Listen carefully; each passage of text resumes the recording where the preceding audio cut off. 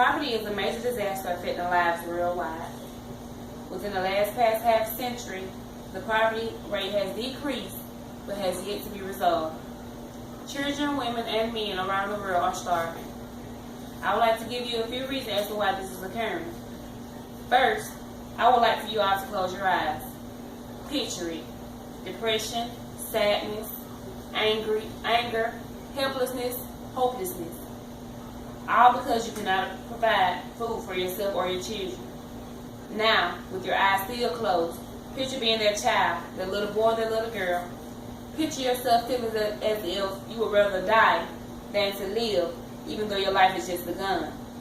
Picture yourself as a parent watching your child wither away or even dying because you cannot provide the basic necessities for them. For years, I have watched the reality of poverty on the Feed the Needy show that comes on late nights. As a child, I found myself in tears wondering why. I mean, I had food, water, shelter, clothes, all the necessities I needed to survive, and I wasn't ever just the best child. It made me question, is there even really a God?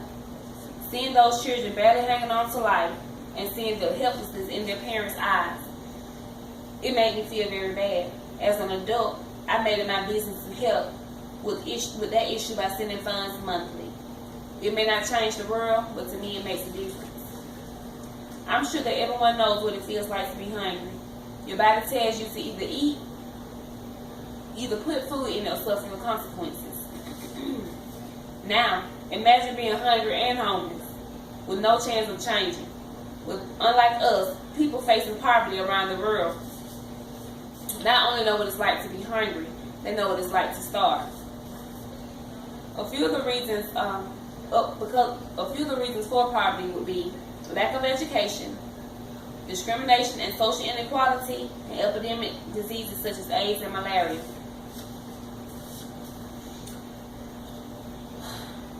Education.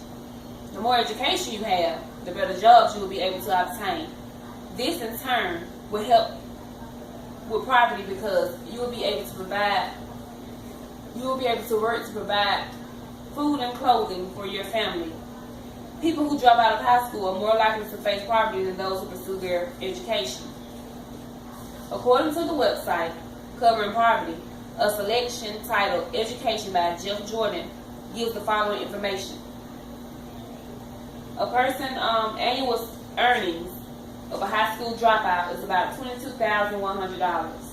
A high school graduate, about $29,500. Post-high school is about $41,700.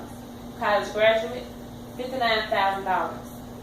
In a lifetime, a high school dropout will make $84,000. High school graduate, $1,180,000. Post-high school graduate, $1,668,000. $1,668,000. And a college graduate, $2,360,000. As you can see, the amount of income for an educated person is way higher than the amount of income for an uneducated person. Thus, the more money you make, the better chance you have of escaping poverty. One of the best ways to avoid poverty is to further your education as much as possible. Discrimination and inequality. Discrimination causes poverty by breaking an environment of inequality that limits access to the fundamental rights and basic needs. In countries where people discriminate against you because of who you are or where you are from, things can be quite hard. They make it impossible for you to obtain jobs or to purchase the things you need because of the color of your skin, religious belief, or where you are from. In these countries, the government will deny you jobs in which forces you into poverty.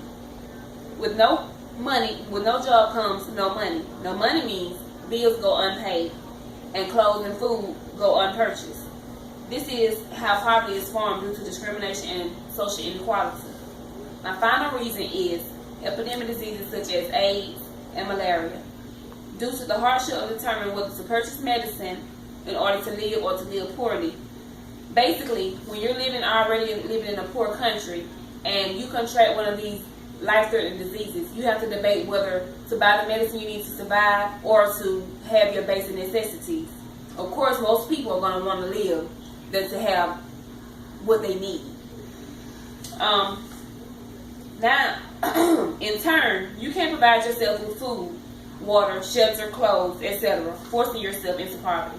AIDS and malaria diseases, just like poverty, has no age limit. Children all over the world are dying because of these deadly diseases. Parents cannot provide for them the proper treatment needed so that they can survive.